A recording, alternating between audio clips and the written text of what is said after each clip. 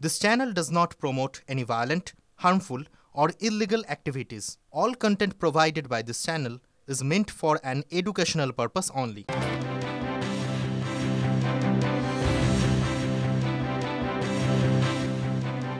বঙ্গে মেরুকরণের রাজনীতি আর তার মধ্যেই মালদায় মিম পাখির চোখ করছে এমনটাই জানা যাচ্ছে। হ্যাঁ, তারা প্রচারও শুরু করে দিয়েছে। সন্ধ্যের পর থেকেই তারা বাড়ি বাড়ি যাচ্ছে, চলছে ছোট ছোট পথসভা, যোগদান শিবির। ইতিমধ্যেই জেলায় তৈরি হয়ে গেছে বুথ ভিত্তিক কমিটি। খুব শীঘ্রই মালদায় আসতে পারেন আসাদুদ্দিন ওয়েসি।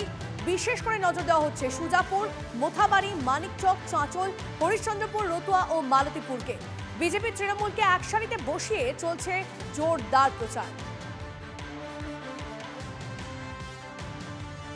ওকাবের পক্ষে হয়ে কথা বলেছেন। উনি বলেছিলেন যে আমি ওকাবের সম্পত্তির বিপক্ষে কথা বলবো, যে এই বাংলায় আমরা ওকাবের বিল পাস হতে দেব না, আমি বেঁচে থাকতে হতে দেব না। 40% মুসলিমের সঙ্গে, 40% সংখ্যালঘুদের সঙ্গে এটা বেইমানি করেছেন, গাদ্দারি করেছেন, তাই মুখ্যমন্ত্রী মমতা ব্যানার্জি। মিম পার্টি যে নতুনভাবে ক্রিয়েশন হয়েছে, এটা বিজেপির একটা নতুন ক্রিয়েশন। এই বাংলা দখল করার স্বপ্ন 21 সালে দেখেছিল বিজেপি। নরেন্দ্র মোদী, অমিত শাহজি বলেছিলেন ইসবার 200 পার। বাংলার মানুষ বিজেপির মুখে ঝামা ঘষে বাংলা থেকে বিদায় করেছিল। তাই দিবা স্বপ্ন দেখতে তো দোষ নেই, আবার মিম নামক একটা এজেন্টকে দিয়ে, বি টিমকে দিয়ে ভোট কাটুয়া পার্টি হিসাবে মালদায় পাঠিয়েছেন। যা বলছে এগুলো যখন ভোটের বাক্স খুলবেন দেখতে পাবেন, গোটা 26-এ সারা বাংলা জুড়ে সবুজ ঝড় বইবে। তাই কথা বলবো পশ্চিমবাংলা তথা মালদা, মুর্শিদাবাদের যে মুসলিম ভাই বোনেরা আছেন, তারা নিজেরাই দেখতে পাচ্ছেন, আমার বলার প্রয়োজন নেই, তারাই দেখতে পাচ্ছেন যে আজকে কি অবস্থা। মানে মুসলিম ভাই বোনদেরকে ভোট ব্যাংক হিসাবে ইউজ করা, তাদেরকে মিস ইনফরমেশন দেয়া এবং তাদেরকে মিসগাইড করা, মিসলিড করা অ্যান্ড আলটিমেটলি তাদেরকে সাফার করানো। মুসলিম ভাই বোনরা, আপনারা বিজেপিকে সন্দেহের চোখে দেখবেন না, আপনারা ভয় পাবেন না। আপনাদেরকে আমি কোনোদিন মিসলিড করিনি, আমরা চেষ্টা করেছি কাজ করতে। আপনারা এগিয়ে আসুন এবং বিজেপির পক্ষে থাকুন। ন্যাশনাল সিকিউরিটির জন্য যা কিছু গভর্নমেন্ট করছে সেটা আপনাদেরও পক্ষে যাবে।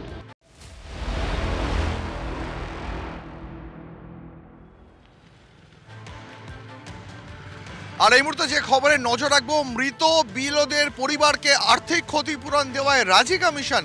তবে কত টাকা ক্ষতিপূরণ দেওয়া হবে সেটা এখনো পর্যন্ত ঠিক হয়নি।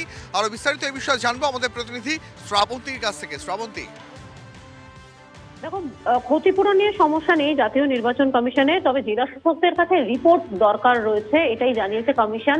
এর আগে তুমি জানো যে বিভিন্ন ক্ষেত্রে যখন অভিযোগ উঠেছে যে বিএলওরা তারা আত্মহত্যা করেছেন, তখন কমিশনের বক্তব্য ছিল যে আগে ময়না তদন্তের রিপোর্ট আসতে হবে, অর্থাৎ রিপোর্ট আসতে হবে জেলা শাসকদের কাছ থেকে। সেখানে যদি যুক্তিসঙ্গত কারণ দেখানো যায়, যেহেতু অন ডিউটি তারা মারা গেছেন, তাই ক্ষতিপূরণ দিতে আপত্তি নেই। তবে সেই ক্ষতিপূরণ তখনই হবে যখন জেলা শাসকরা সে সম্পর্কে রিপোর্ট দেবেন। দীপ, শ্রাবন্তী, অনেক ধন্যবাদ তোমাকে। ছিল 3, হয়ে গেল 5। এসআইআর ফর্ম বাড়িতে আসতেই চক্ষু চড়ক গাছ বনগাঁর রবীন্দ্রনাথ বিশ্বাসের। সেখানে 2 জন রবীন্দ্রনাথ বিশ্বাসকে বাবা দেখিয়ে ভোটার আই কার্ড করেছে। আর এই নিয়ে ইতিমধ্যে বিডিওর কাছে লিখিত অভিযোগ দায়ের করেছেন বনগাঁর রবীন্দ্রনাথ বিশ্বাস। বিডিও গোটা বিষয়টি খতিয়ে দেখার আশ্বাস দিয়েছে। এমনি ফ্যামিলিতে 5 জন মানুষ, আমার ফর্ম পেয়েছি 7খানা। দুটো ফর্ম, ওটা কোথা থেকে এসছে জানি না, যেটা আমার না, আমার ছেলে না, যে আমাকে মানে বাবা বলে ও ফর্ম দুটো ওখান থেকে এসছে। আচ্ছা, আমি ও 5টা রেখে ও দুটো আবার বিএলের কাছে ফেরত দিয়েছি। ভিডিও যাতে এই নামগুলো কেটে বাদ দিয়ে দেয়, সেই জন্য সেই দাবিটা করছে। অভিযোগটা আমি পাইনি, যদি অভিযোগ এরকম পড়ে থাকে সেই অভিযোগটি এনকোয়ারি করে দেখা হবে। আর ডেটা এন্ট্রি মানে আমাদের ডিজিটাইজেশনের কাজ চলছে, সেখানেও দেখতে হবে কারা কী এন্ট্রি করেছে, যে তথ্য দিয়েছে সেই তথ্য যদি ভুল দিয়ে থাকে সেটা বাদ দিয়ে আবার নতুন করে দেখে নেওয়া হয়েছে। বিজেপিরা বলবে, কারণ ওদের কাজই হলো কুৎসা করা, ওরা উন্নয়ন বাংলায় যেভাবে উন্নয়ন হয়েছে উন্নয়নের কথা বলে না। ওদের কাজই হলো কুৎসা করা আর ধর্মের নামে রাজনীতি করা। ওই দিকে আমরা কান দিই না। আর যে ঘটনা ঘটছে এটা সম্পূর্ণ দায়ী ইলেকশন কমিশনকেই নিতে হবে। তাছাড়া যেখানে ঘটনাটা ঘটেছে এখানকার এমএলএ বিজেপির, এবং যেখানকার আপনি গ্রামের কথা বললেন, আমি খবর নিয়ে দেখলাম সেখানে গ্রামের মেম্বারও বিজেপি। এরা ভালো করে বলতে পারবে যে কী কারণে হলো। এসআইআরকে নিয়ে কীভাবে এই তৃণমূল কংগ্রেস নির্লজ্জ বেহাইয়ার মতন হঠাৎ করে বিরোধিতা করেছিল, আর সেই বিরোধিতায় আসল চোরটা ধরা পড়ছে। বাংলায় দীর্ঘদিন ধরে তৃণমূল কংগ্রেস ক্ষমতায় রয়েছে। থানার ওসি, আইসি, এসপি এবং বিডিও, এসডিও তৃণমূলের বি টিম হয়ে কাজ করে। তাদের মাধ্যম দিয়ে এবং তৃণমূল কংগ্রেসের সব দালালগুলো, খড়েগুলো যারা এই বিডিওতে, পঞ্চায়েতে বসে থাকে, তারা বিভিন্ন সময়ে ডুপ্লিকেট মা বাবা সাজিয়ে এই ভোটগুলো করেছিল। আর আগামীকাল হাই ভোল্টেজ একটা ডে, কারণ আগামীকাল বেলডাঙ্গায় বাবরি মসজিদের ভিত্তিপ্রস্তর স্থাপন, আর সেখানে অনর যে তিনি রয়েছেন সেটা হুমায়ুন কবির বারবার জানিয়ে দিয়েছেন। তার আগে তিনি পরিদর্শন করলেন সকাল থেকে প্রস্তুতি, সেই প্রস্তুতির ছবি আপনাদের দেখিয়েছি। রাজ্যের পরামর্শে মোতায়েন করা হয়েছে 19 কোম্পানি কেন্দ্রীয় বাহিনীর। রাতে এলাকা পরিদর্শন পুলিশের। হুমায়ুনের সঙ্গে দেখা করতে গেলেন 2 থানার আইসি। কৌশিক আমাদের প্রতিনিধি আমাদের সঙ্গে রয়েছেন। কৌশিক, 19 কোম্পানি কেন্দ্রীয় বাহিনী বা নিরাপত্তার খাতিরে যা যা বন্দোবস্ত হয়েছে সেটা যেমন একটু জানতে চাইবো, আর 2 থানার আইসি দেখা করতে গিয়েছেন হুমায়ুন কবিরের সঙ্গে, কি তথ্য রয়েছে? দেখো, প্রথমত তোমাকে জানিয়ে রাখি যে হুমায়ুন কবিরকে এই আইন শৃঙ্খলা বিষয়ে কিন্তু জিজ্ঞাসাবাদের জন্য থানায় ডেকেছিলেন, রেজিনগর থানায়। তিনি কাজের কারণে যেতে পারেননি। তারপরে কিন্তু রেজিনগর থানার আইসি, অর্থাৎ যে এলাকায় এই যে বাবরি মসজিদের শিলান্যাস হবে সেই এলাকার যিনি আইসি রয়েছেন, এবং অপরদিকে ল অ্যান্ড অর্ডার দেখার জন্য যে হরিহরপাড়া থানার আইসি তিনিও কিন্তু এসেছেন, এবং এই মুহূর্তে হুমায়ুন কবিরের সঙ্গে কথা বলছেন। এই যে বাবরি মসজিদের যেখানে শিলান্যাস হবে তার পাশে একটি ঘর রয়েছে, সেখানে কিন্তু 6টা 40 মিনিট নাগাদ এসে পৌঁছায় 2 থানার আইসি, এবং সেই 2 থানার আইসি আসার পর হুমায়ুন কবির তাদের সাথে কথা বলার জন্য একটি ঘরে ঢুকেছেন। 6টা 45 মিনিট নাগাদ কিন্তু এই ঘরের মধ্যে হুমায়ুন কবির প্রবেশ করেছে। আমি দেখাবার জন্য বলবো আবার আমার ক্যামেরা পাশে যে ঘর কিন্তু এখন ভিতর থেকে বন্ধ রয়েছে। ভিতরে কিন্তু কথা বলছেন 2 থানার আইসি যেমন রয়েছে সেরকম হুমায়ুন কবির, এবং আগামীকাল যে বাবরি মসজিদের যে শিলান্যাস, সেই শিলান্যাস অনুষ্ঠান সম্পর্কে এবং আইন শৃঙ্খলা সংক্রান্ত বিষয়ে, এবং আরও একটি খবর সূত্রে যে রেজিনগর থানাতেই কিন্তু যিনি এসপি মুর্শিদাবাদ রয়েছেন তিনি কিন্তু এসে পৌঁছেছেন, যেটা সূত্রে খবর পাচ্ছি, এবং তিনি সেখানে রয়েছেন। তারপরে কিন্তু 2 আইসিকে এখানে পাঠিয়েছেন, এবং অন্যান্য পদমর্যাদার অফিসার যারা রয়েছেন তারা রয়েছে, এবং বেশ কিছু তাদের ফোর্স এসেছেন। তবে এই মুহূর্তে তাদের মধ্যে কি আলোচনা হয় সেটা দেখার বিষয় রয়েছে। একদম বদ্ধ ঘরের মধ্যে রয়েছে, 2 পক্ষ আলোচনা করছেন। যিনি রেজিনগর থানার আইসি রয়েছেন এবং পাশাপাশি ল অ্যান্ড অর্ডার দেখার জন্য যিনি অন্য দিক থেকে হরিহরপাড়ার আইসি রয়েছেন তিনিও এসেছেন। দুজনে এখন একটু আগেই কিন্তু যে মঞ্চ, সেই মঞ্চের এলাকা যে প্যান্ডেল রয়েছে সেই প্যান্ডেলের এলাকা কিন্তু পরিদর্শন করেন হরিহরপাড়া থানার আইসি, এবং তার পরবর্তীতেই কিন্তু হরিহরপাড়া থানার আইসি আসার কিছুক্ষণ পরে আসে যে এলাকায় এই নির্মাণের যে শিলান্যাস হবে যে রেজিনগর, সেই রেজিনগর থানার আইসি দুজনে মিলেই কিন্তু হুমায়ুন কবিরের সাথে এখন এই মুহূর্তে কথা বলছেন। তবে তাদের ভিতরে কি কথা হয় আইন শৃঙ্খলা সংক্রান্ত, প্রথমে যে হুমায়ুন কবির জানেন কালকে হাই ভোল্টেজ ডে, আর কেমন প্রস্তুতি রয়েছে পুলিশ প্রশাসনের তরফ থেকে, কি কি করা হচ্ছে আপনারা শুনলেন যে 2 থানার আইসি কথা বলছেন হুমায়ুন কবিরের সঙ্গে।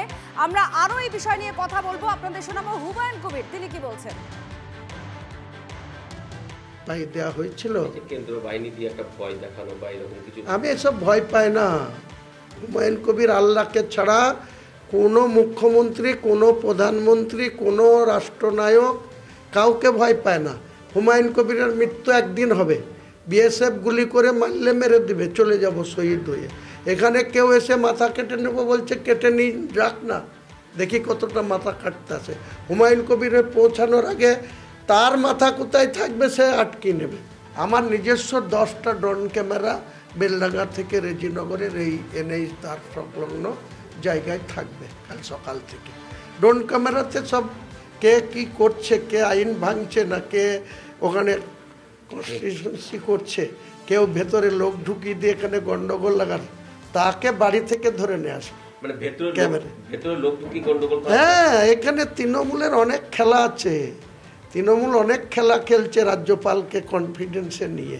এই যে রাজ্যপাল এত অতিরিক্ত রিয়াক্ট করার তো তার দরকার নেই। আমাকে পুলিশের ভয় দেখিয়ে লাভ নেই। হুমায়ুন কবিরকে পাঙ্গা নেবে, হুমায়ুন কবির এখনই এসে বলুক যে হুমায়ুন কবিরকে আইসি বেলডাঙ্গা বলুক, ওসি রেজিনগরে বলুক যে আপনাকে অ্যারেস্ট করলাম। আমাকে অ্যারেস্ট ওয়ারেন্ট দেখাবে বা এফআইআর দেখাবে, কে এফআইআর করেছে, কখন এফআইআর হয়েছে, কিসের জন্য এফআইআর হয়েছে, আমি চলে যাবো নিজে থেকে। হ্যাঁ, কোনো অসুবিধা নেই, কিন্তু এর হিসাব চুকাবো ঘুরে এসে।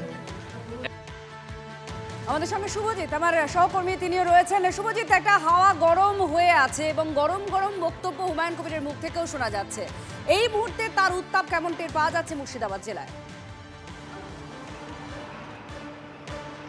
দেখো, কৌশিক যেখানে শেষ করলো সেখান থেকে শুরু করি। কৌশিক তো ছবি দেখালো, 2 থানার আইসি তারা গেছেন হুমায়ুন কবিরের সঙ্গে কথা বলতে। শামচেরগঞ্জ, ধুলিয়ান, এই দুটো জায়গা তো কেন্দ্রীয় বাহিনী মোতায়েন ছিল, পুলিশের তরফ থেকে বারংবার রুটমার্চ করা হচ্ছিলই। পাশাপাশি আরও 3টি এলাকাকে পুলিশের তরফ থেকে বেছে নেওয়া হচ্ছে, সেখানে বেশি করে নজরদারি করা হচ্ছে। 1, রেজিনগর, মানে যেটা হুমায়ুন কবিরের রাজনৈতিক ভর কেন্দ্র, যেখানে ওনার মূল শক্তি, রেজিনগর। 2, শক্তিপুর, মানে যেখানে হুমায়ুন কবিরের বাড়ি, সেখানে বাড়তি নজর রাখা হয়েছে পুলিশের তরফ থেকে।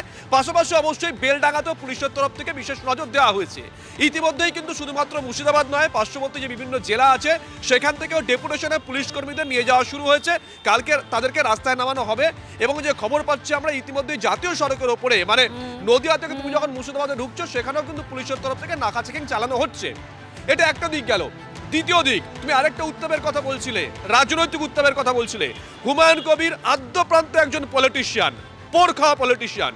তুমি যদি একটু ডিপলি চিন্তা করে দেখো, 11 আগে তো বটেই, 11-র পরেও কিন্তু এই মুর্শিদাবাদের তৃণমূলের ব্যাপক শক্তি ছিল, বলা যাবে না। হুমায়ুন কবির বাই ইলেকশন হেরেছিলেন তৃণমূলের টিকিটে দাঁড়িয়ে, মনে করে দেখো।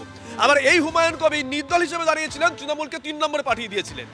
সুতরাং তৃণমূল কংগ্রেস পরবর্তী সময় যাদেরকে এখানে পাঠিয়েছিল অবজারভার হিসেবে, তারা এখানকার স্থানীয় কিছু নেতৃত্বকে নিয়ে সংগঠনটা তৈরি করার চেষ্টা করেছিলেন। তার মধ্যে একজন হচ্ছে এই হুমায়ুন কবির। বারবার তিনি বলেছেন বেশ কয়েকটা জেলার নাম তিনি প্রার্থী দেবেন, নদিয়াতে প্রার্থী দেবেন, মালদায় প্রার্থী দেবেন। তিনি বলেছেন 135টা কেন্দ্রে প্রার্থী দেবেন। জানি না সেটা হাওয়া গরম করার কথা বলছেন কিনা, বা অনেক সময় হয় না পলিটিক্যালি ভাসিয়ে দেওয়ার কথা, জানি না। তবে যে খবর পাচ্ছি আমরা, তাদের নদিয়া বলো বা মালদা বলো, বিভিন্ন জায়গা থেকে কিন্তু হুমায়ুন কবিরের সমর্থকরা তারা আসতে শুরু করে দিয়েছেন। এবার ওয়ান ম্যান শো হিট হলো না ফ্লপ হলো, সেটা কালকে আমরা জানতে দেখা যাবে।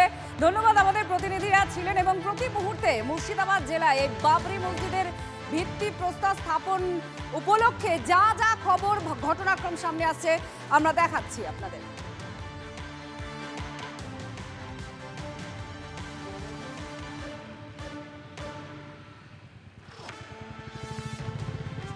এই মুহূর্তে আরও একবার যে ছবি আপনাদের দেখাবো, মুর্শিদাবাদে এই মুহূর্তে কার্যত টানটান একটা পরিস্থিতি তৈরি হচ্ছে। কারণ আপনারা জানেন যে রাজনীতির যে প্রেক্ষাপট, সেখানে গতকালই হুমায়ুন কবির তিনি সাসপেন্ড হয়েছেন এবং তারপরেও তিনি হুঁশিয়ারি দিয়ে রেখেছেন যে কোনোভাবেই প্রশাসনের তরফ থেকে যদি বাবরি মসজিদের যে ভিত্তিপ্রস্তর স্থাপন অনুষ্ঠান আগামীকাল রয়েছে সেখানে বাধা দেওয়া হয়, তাহলে কোনোভাবেই তিনি সেই বাধা মানবেন না। তার পাশাপাশি হাইকোর্টের রায়কেও তিনি স্বাগত জানিয়েছেন এবং একই সঙ্গে তিনি আশঙ্কাও প্রকাশ করে রেখেছেন যে তৃণমূল কংগ্রেসের তরফ থেকে কিন্তু এই অনুষ্ঠানের ভিতরে লোক ঢুকিয়ে সেখানে অশান্তি তৈরি করার চেষ্টা হতে পারে। আমরা লাগাতার আপনাদের ছবি দেখিয়েছি যে আজকে দিনভর হুমায়ুন কবির তিনি একাধিকবার গোটা ঘটনাস্থল পরিদর্শন করেছেন, দফায় দফায় সমর্থকদের সঙ্গে বৈঠক করেছেন। তৃণমূল কংগ্রেস তারা কিন্তু কটাক্ষ করতে ছাড়ছে না। তৃণমূল কংগ্রেসের তরফ থেকে গতকাল যেমন অভিযোগ করা হয়েছিল যে হুমায়ুন কবির তিনি যে বিদ্রোহী হয়েছেন, তার পিছনে বিজেপির উস্কানি রয়েছে, 24 ঘন্টা পরে মানে আজকেও কিন্তু তৃণমূল কংগ্রেস সেই একই অভিযোগ করেছে, পাল্টা খোঁচা দিতে ছাড়েনি কিন্তু বিজেপিও। নামকরণে আমাদের প্রত্যেকটি রাষ্ট্রবাদী ভারতীয়র সে যে ধর্মরই হোক আপত্তি আছে। এই নামকরণকে কেউ সমর্থন করে না, এরা আগুন নিয়ে খেলছে। এবং আমি আপনাকে আগাম পূর্বাভাস দিচ্ছি, পশ্চিমবাংলায় হিন্দুদেরকে বোকা বানানোর জন্য লোক দেখানো সাসপেন্ড হয়েছে। এই বিতর্কিত নামে বিতর্কিত একটি ডেটে ঠিক করে শিলান্যাস মমতা ব্যানার্জির পুলিশ করতে দেবে। আমি আপনাকে ভিতরের খবর বলে গেলাম, মমতা ব্যানার্জির মুখ আর মুখোশ দুটো আলাদা। আমরা যারা রাম ভক্ত, 6ই ডিসেম্বর শৌর্য দিবস, আমরা শৌর্য দিবস পালন করব প্রত্যেকটি হিন্দু। নির্মাণ প্রক্রিয়ার মধ্যে যদি ধর্মের নাম করে রাজনৈতিক অঙ্ক দেখানোর প্রবণতাটা প্রকাশ্যে এসে যায়। বাবরি মসজিদের প্রতি এত শ্রদ্ধা, তাহলে ভারতবর্ষের ধর্মনিরপেক্ষ স্পিরিটে একটা ভয়ঙ্কর আঘাত ছিল। সেই বিজেপিতেও যারা গেছিল, তো তারা আবার কেউ যদি বলে আমি আজ বাবরি মসজিদ করছি, তাহলে কি সেটা ধর্মের প্রতি বা সেখানে কি রাজনৈতিক কোনো অঙ্ক মানুষের কাছে কি একটা? আর এবার যে খবরের দিকে আমরা নজর রাখবো, 7ই ডিসেম্বর অর্থাৎ রবিবার 5 লক্ষ কণ্ঠে গীতা পাঠের আয়োজন। আপনাদের খেয়াল থাকবে লোকসভা নির্বাচনের আগেও ঠিক এরকমই 1 লক্ষ কণ্ঠে গীতা পাঠের আয়োজন করা হয়েছিল এবং ব্রিগেডে এই সমাবেশ ঘিরে ইতিমধ্যেই কিন্তু কড়া নজরদারি রয়েছে। প্রদীপ্ত রয়েছেন আমার সহকর্মী আমাদের সঙ্গে। প্রদীপ্ত, ভোটমুখী বঙ্গে 5 লক্ষ কণ্ঠে গীতা পাঠের আয়োজন। গীতা পাঠ অত্যন্ত পবিত্র কাজ, কিন্তু স্বামী বিবেকানন্দই তো বলে গিয়েছিলেন ফুটবল খেলা গীতা পাঠ অপেক্ষা শ্রেয়তর। আবার সেই স্বামী বিবেকানন্দকে কদিন আগে গালিগালাজ করেছেন সুকান্ত মজুমদার। তাই এই গীতা পাঠের পেছনে ধর্মাচরণ কতটা আর রাজনীতি কতটা, ঠিক কাউন্টার পিকটা হচ্ছে হুমায়ুন কবিরের বাবরি মসজিদ বানানোর উদ্যোগ। তার পিছনে ধর্ম কতটা রাজনীতি কতটা যেরকম সব মানুষ বুঝতে পারছেন, এই গীতা পাঠের পেছনে আসলে ধর্ম কতটা রাজনীতি কতটা বাংলার মানুষ এত বোকা নন। বাংলার মানুষ রবীন্দ্রনাথে বাঁচেন, বাংলার মানুষ লালন ফকিরকে আশ্রয় করে বাঁচেন। এই বাংলার মাটি দুর্জয় ঘাটি, বুঝে নিক দুর্বৃত্তরা। দুটোর প্রেক্ষাপটই আলাদা। বাবরি মসজিদ যেটা দীর্ঘদিন এই ভারতবর্ষে চর্চার বিষয়বস্তু হয়েছিল, তার সম্পূর্ণ রায়দান সুপ্রিম কোর্টে হয়ে গিয়েছে। সেখানে রাম মন্দির প্রতিষ্ঠিত হয়ে গিয়েছে। এটা একটা ক্লোজ চ্যাপ্টার। গীতা পাঠ এটা হচ্ছে ধার্মিক, আত্মিক এবং হচ্ছে ঐক্য সংহতির জাগরণ। আজকের দিনে দাঁড়িয়ে যে পশ্চিমবঙ্গ হিন্দুদের হোমল্যান্ড হিসাবে তৈরি হয়েছিল, সেখানে হিন্দুদের উদ্বাস্তু শুধু হতে হয় না, সেখানে দাঁড়িয়ে হরগোবিন্দ দাস, চন্দন দাসদেরকে খুন হতে হয় পুলিশি ঘেরাটোপে জিহাদি প্রতিবেশীদের দ্বারা। ফলে এখানে গীতা পাঠটা আবশ্যক। ঘরে ঘরে গীতা সবাই পড়লেই পারে, 5 লক্ষ কণ্ঠে কেন? প্রতিদিন যদি মনে করে মোদিজি সবাইকে বুদ্ধি দিতে পারে, যেমন কোভিডের সময় বলেছিল একসঙ্গে তালি বাজাও, সব পালাবে কোভিড ভাইরাস। এখনই বলে দিক যে দেশের শান্তির জন্য একসঙ্গে সব গীতা পড়ো। গীতা এখন ভোটের বই, ভোট পুস্তক। কাউকে যদি মুসলমান বলে আমি কোরআন পাঠ করব, তখন ভালো লাগবে তো? মানতে পারবেন তো? এগুলো করে কি লাভ? আপনারা সরকারে আছেন, বাংলার মুখ্যমন্ত্রী সরকারে, মোদিজি সরকারে, সরকারের কাজকর্ম নিয়ে মানুষকে বলুন কি করতে চাইছেন বলুন। সম্প্রদায়ের বিভাজন, জাতপাতের বিভাজন করে কার লাভ হচ্ছে? 6 ডিসেম্বর তৃণমূল কংগ্রেস তাদের সংহতি দিবসের কর্মসূচি রয়েছে, যেখানে মুখ্যমন্ত্রী মমতা বন্দ্যোপাধ্যায় থাকবেন, অভিষেক বন্দ্যোপাধ্যায় থাকবেন। আর এই 6 ডিসেম্বরে হুমায়ুন কবির তিনি বাবরি মসজিদের ভিত্তিপ্রস্তর স্থাপন করবেন। তাই এই সংহতি দিবস পালনের কর্মসূচিতে কোনো আলাদা বার্তা, কোনো কড়া বার্তা কি থাকতে চলেছে? সুপ্রিয় আমাদের প্রতিনিধি আমাদের সঙ্গে রয়েছেন, তার সঙ্গে আমরা কথা বলবো। সুপ্রিয়, খুব স্বাভাবিকভাবেই এই বাবরি মসজিদ করা হুমায়ুন কবিরের, তাকে সাসপেন্ড করা এবং তার পেছনে বিজেপির হাত দেখছে তৃণমূল কংগ্রেস, এই 3টে ইস্যুকে সামনে রেখে আর এই সংহতি দিবসের যে কর্মসূচি তৃণমূল কংগ্রেস নেবে, কোনো কড়া বার্তা, কোনো কড়া বার্তা দেওয়া হতে পারে একদম জনমানসে বা দলের কাউকে? কি খবর?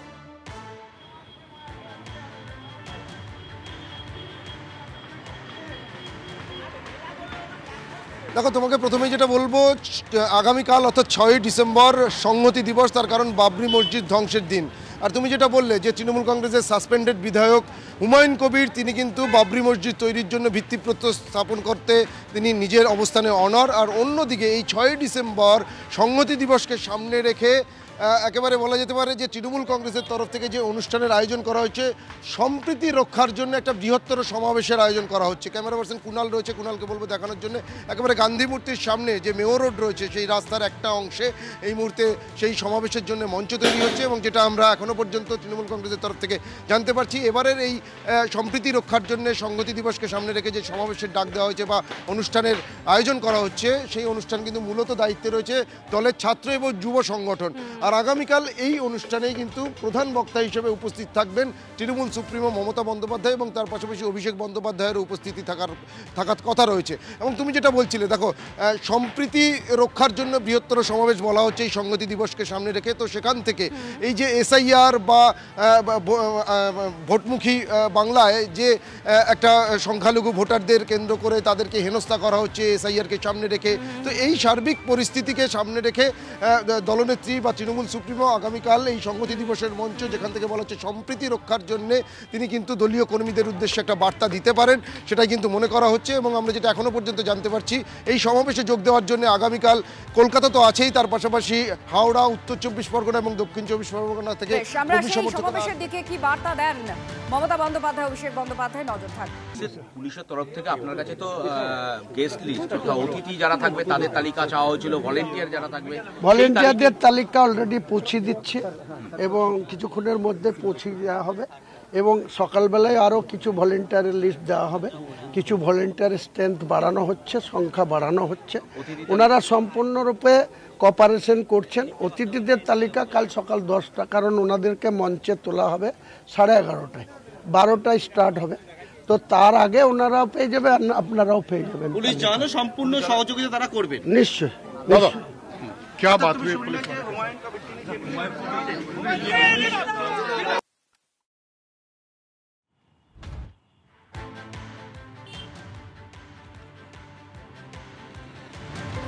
হুমায়ুন কবিরের বক্তব্য শোনাছিলাম আপনাদের, যেমনটা তিনি বললেন যে ইতিমধ্যেই শুধু যে হুমায়ুন কবির তাঁর দলের সমর্থকরা তারা গোটা এলাকাতেই রয়েছে এবং তারাই গোটা যে অনুষ্ঠানটা চলবে সেই অনুষ্ঠানটা তদারকি করছে। এর পাশাপাশি ড্রোন ক্যামেরার মাধ্যমে নজরদারি হচ্ছে। এর পাশাপাশি আপনাদের একটু আগেও যে ছবি আমাদের সহকর্মীরা দেখাচ্ছিলেন, কৌশিক দেখাচ্ছিলেন, শুভজিৎ দেখাচ্ছিলেন, যে ইতিমধ্যেই দুটি থানার আইসিরা তারা এসে হুমায়ুন কবিরের সঙ্গে দেখা করেছেন, তার সঙ্গে কথা বলার চেষ্টা করছেন। কেন্দ্রীয় বাহিনী সেখানে মোতায়েন রয়েছে স্পর্শকাতর এলাকাগুলিতে। আগামীকালের যে ভিত্তিপ্রস্তর স্থাপন রয়েছে বাবরি মসজিদে সেই অনুষ্ঠানকে ঘিরে যাতে কোনো অশান্তি না তৈরি হয় সেদিকে কড়া নজর রাখা হচ্ছে। দেশে ফিরতে পারলেন অন্তঃসত্ত্বা সোনালী বিবি। এখনো বাংলাদেশে আটকে রয়েছেন 4 জন। বাংলাদেশি তকমা দিয়ে 6 মাস আগে সোনালীদের বাংলাদেশে পুশব্যাকের অভিযোগ আসে। দীর্ঘ আইনি টানাপোড়েনের পর অবশেষে ঘরে ফেরা সোনালী ফিরলেও এখনো বাংলাদেশে আটকে 4 ভারতীয়।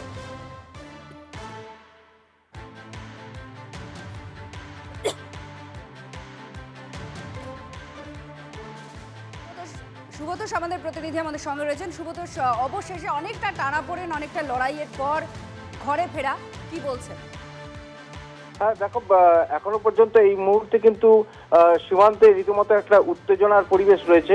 কারণ এখন মহদীপুর বর্ডার, ইংরেজ বাজার থানা এলাকার মহদীপুর বর্ডার হয়ে ভারত বাংলাদেশ সীমান্ত দিয়ে সোনালী খাতুনকে এখানে দেশে প্রবেশ করানো হচ্ছে। তো এখন এক্ষেত্রে যেটা জানা ছিল এবং সেখানে 6 জন, তার সোনালী খাতুন সহ তার পরিবারের 6 জনকে একসাথে প্রবেশ করানোর কথা, কিন্তু সেই প্রস্তুতি নেওয়া হয়েছিল এবং সেখানে মালদা জেলা পরিষদের সভাধিপতি সহ আরো অন্যান্য অনেকেই সেখানে এই মহদীপুর বর্ডারে উপস্থিত রয়েছে।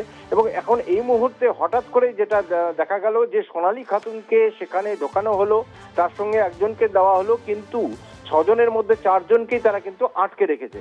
কেন আটকে রেখেছে সেটাও কিন্তু স্পষ্ট করছে না। এদিকে আমাদেরকে যে একেবারে ভেতরে ঠিক যে জায়গাতে তাদেরকে ঢোকানোর কথা বা যে পথ দিয়ে বাংলাদেশে যে জায়গা দিয়ে তারা মহদীপুর সীমান্ত যে রাস্তা দিয়ে তারা ঢুকবে, ঠিক সেখানেও আমাদের এই প্রেসকে ঠিক সেই জায়গায় ঢুকতে দেওয়া হচ্ছে না। অনেকটাই বেশ কিছুটা দূরে বিএসএফ তার আগে থেকেই সেখানে আমাদের আটকাচ্ছে। এরই মধ্যে কিন্তু এই নিয়ে গন্ডগোল শুরু হয়েছে। বেশ রীতিমতো একটা উত্তেজনার পরিবেশ তৈরি হয়েছে, তর্ক বিতর্ক চলছে এবং কিন্তু এখনো পর্যন্ত স্পষ্ট করা হয়নি যে 4 জনকে এখনো পর্যন্ত কেন আটকে রাখা হয়েছে, আদৌ কি তাদেরকে ছাড়া হবে কিনা এটা না। তারা ওপারে বাংলাদেশি আটকে রেখেছে তাদেরকে, এখানে 6 জনকে। আমার কাছে কথা হলো ইনি পশ্চিমবঙ্গে বীরভূমবাসী 2 জনকে মহিলা এবং শিশুকে ছেড়েছে। তাদের ফ্যামিলি আরো 4 জন ছিল, তাদেরকে কেন ছাড়া হলো না? আমরা এই কোশ্চেন করতে উনি পালিয়ে গেলেন। কে ছিলেন? বাংলাদেশের ডেপুটি হাই কমিশনার, ইন্ডিয়ার ডেপুটি হাই কমিশনার ছিলেন। আমরা ভেতরে গিয়েছিলাম, ওইখানে 2 জন, একটা প্রেগনেন্ট মহিলা যিনি সোনালী খাতুন এবং তার পাশে তার শিশু একটা ছেলে ছিলেন। এবং আমরা যতদূর সম্ভব আমরা জানি ওই ফ্যামিলি আরও 4 জন ছিলেন। 4 জন ব্যক্তিকে ছাড়া হয়নি এবং শুধু এই 2 জনকে ছাড়া হয়েছে। এরা যদি পশ্চিমবঙ্গবাসী হয়ে থাকে, বীরভূম জেলাবাসী হয়ে থাকে, তাহলে ওই 4 জন ওর ফ্যামিলি থাকা সত্ত্বেও কেন ছাড়া হলো না? এই প্রশ্নের উত্তর দেওয়া সত্ত্বেও উনি না উত্তর দিয়ে পালিয়ে গেলেন। উনি কে ছিলেন? ইন্ডিয়ার ডেপুটি হাই কমিশনার।